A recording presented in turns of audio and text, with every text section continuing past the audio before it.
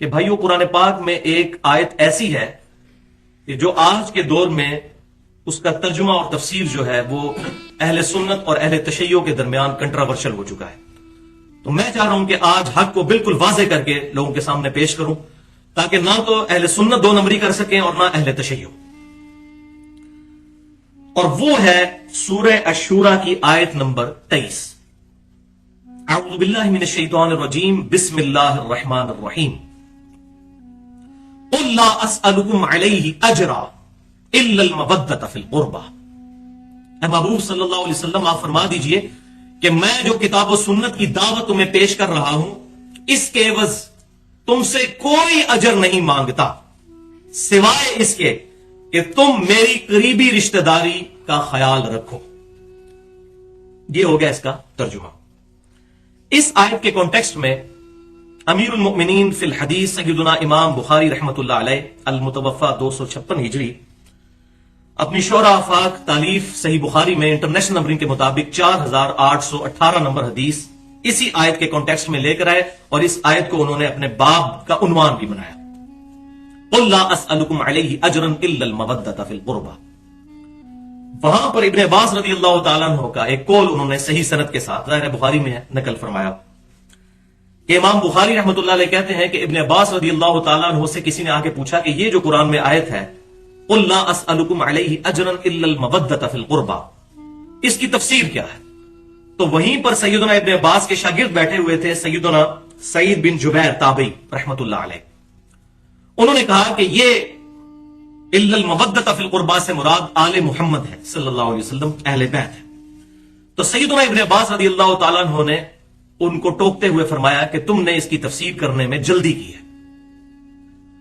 قریش میں کوئی ایسا خاندان نہیں ہے جس کے ساتھ نبی صلی اللہ علیہ وسلم کی رشتہ داری نہ ہو. دراصل اس آیت کی تفسیر یہ ہے کہ نبی صلی اللہ علیہ وسلم کو یہ حکم دیا گیا کہ آپ صلی اللہ علیہ وسلم قریش سے یہ کہیں کہ چونکہ میں بنو ہاشم سے ہوں اور پیچھے بھی جا کر چین جو ہے وہ ملتی ہے قریش سے ہوں تو یہ جو دعوت و تبلیغ کا میں کام کر رہا ہوں اس پر تم مجھ پر مظالم ڈھا رہے ہو. میں کوئی اس کے عوض تم سے کوئی معاوضہ تو طلب نہیں کرتا لیکن کم از کم جو تمہاری اور میری رشتہ داری ہے اس رشتہ داری کا خیال کرتے ہوئے میرے ساتھ حسن سلوک کرو. یہ ابن عباس نے تفسیر اس کی ارشاد فرمائی. یہ تھی اس آیت کی تفسیر تاویل خاص کے اعتبار سے. لیکن یاد رکھیے قرآن پاک کی آیات جو ہیں یہ یونیورسل ہیں. یہ خاص موقع پر ضرور نازل ہوئی ہوتی ہیں لیکن ان کا حکم جو ہے وہ قیامت تک کے لیے ہوتا ہے. تعطیل عام کے اعتبار سے واقعی اس آیت کی ایک تفسیر یہ بھی بنتی ہے جس پر اہل سنت اور اہل تشیع کے تمام بڑے علماء کا اتفاق ہے اور اپنی کتابوں میں فضائل اہل بیت والے کانٹیکسٹ میں یہ آیت کوٹ کرتے آئے ہیں کہ اس آیت سے اجتہاداً تعویل عام کے اعتبار سے اہل بیت کے فضائل بھی ثابت ہوتے ہیں. اور بات بھی لاجیکل ہے.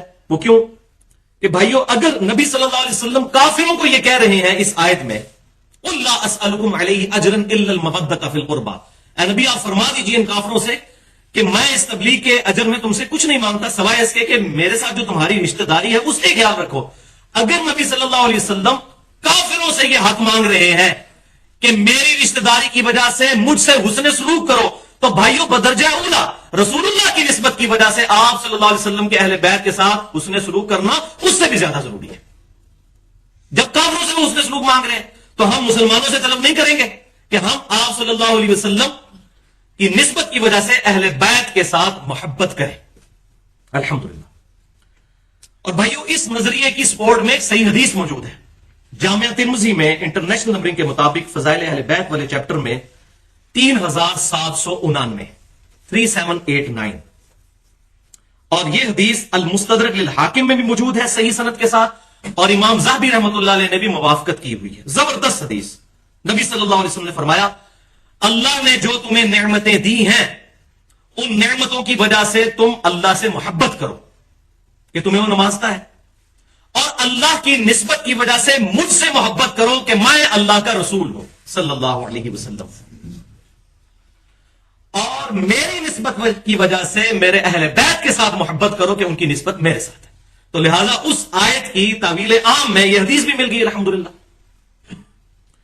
اور اس حدیث کو مزید تقویت ملتی ہے صحیح بخاری میں سیدنا امیر المؤمنین ابو بکر صدیق رضی اللہ تعالیٰ عنہ کا مبارک قول صحیح بخاری میں انٹرنیشنل نمبرنگ کے مطابق 3751، اور امام بخاری کا ویژن دیکھیں کہ اس حدیث کو سیدنا حسن اور حسین کے چیپٹر میں لے کے آئے ان کے فضائل والے، سیدنا ابو بکر صدیق کے قول کو، حدیث موقوف ظاہر صحابی کا قول۔ سیدنا ابو بکر نے فرمایا محمد صلی اللہ علیہ وسلم کی محبت کو محمد صلی اللہ علیہ وسلم کے اہل بیت کی محبت میں تلاش کرو۔ الحمدللہ، ان سے بڑا کس کا فتویٰ ہو سکتا ہے؟ اس آیت کی یہ تفسیر بھی طویل عام کے اعتبار سے یہ صحیح بخاری والی روایت اس کو سپورٹ کر رہی ہے، الحمدللہ ثم الحمدللہ۔ تو نبی صلی اللہ علیہ وسلم کی محبت تو ہمارے ایمان کا حصہ ہے۔ صحیح بخاری اور مسلم کی متفق علیہ حدیث ہے کتاب الایمان چیپٹر میں، تم میں سے کوئی بھی اس وقت تک مؤمن ہی نہیں ہو سکتا جب تک کہ میں اسے اس کے ماں باپ اولاد سب لوگوں سے بڑھ کر عزیز نہ ہو جاؤں۔ اور سیدنا ابو بکر صدیق صحیح بخاری میں روایت ہم نے سن لی، انہوں نے کہا کہ نبی صلی اللہ علیہ وسلم کی محبت کو اہل بیت کی محبت میں تلاش کرو۔ کسی مولوی کے فتوے کی ضرورت نہیں بھائیوں، کسی مکتبہ فکر کے فرقہ واریت پھیلانے والے مولوی کے فتوے کی ضرورت نہیں۔ سیدنا ابوبکر صدیق جو اس امت میں نبی صلی اللہ علیہ وسلم کے بعد سب سے افضل شخصیت ہے، ان کا فتویٰ میں الحمدللہ مل گیا۔ اب کسی مولوی کے سرٹیفکیٹ کی ضرورت نہیں ہے اہل بیت کی محبت کے اعتبار سے، الحمدللہ۔ لیکن مسئلہ یہ ہے بھائیوں کہ ہمارے انڈیا پاکستان کا کلچر اتنا برا ہے کہ یہاں کوئی شخص اگر کوئی اہل بیت کی بات کرنا شروع کر دے اس کو کہتے ہیں یہ تو شیعہ ہو گیا، اگر کوئی توحید کی بات کرنا شروع کر دے اس کو کہتے ہیں یہ وہابی ہو گیا، اگر کوئی صحابہ کی بات کرنی شروع کر دے اس کو کہتے ہیں یہ دیوبندی ہو گیا، اور اگر کوئی نبی صلی اللہ علیہ وسلم کی محبت کی بات کرے تو کہتے ہیں یہ بریلوی ہو گیا۔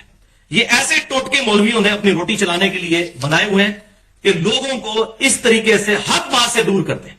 کوئی قرآن سے آیت پڑھ رہا ہے ایاک نعبد و ایاک نستعین تو اس کو کہتے ہیں تو وہابیوں والی باتیں کر رہا ہے۔ اب یہ قرآن وہابیوں نے لکھا ہوا، یہ قرآن و سنت کی بات ہو رہی ہے۔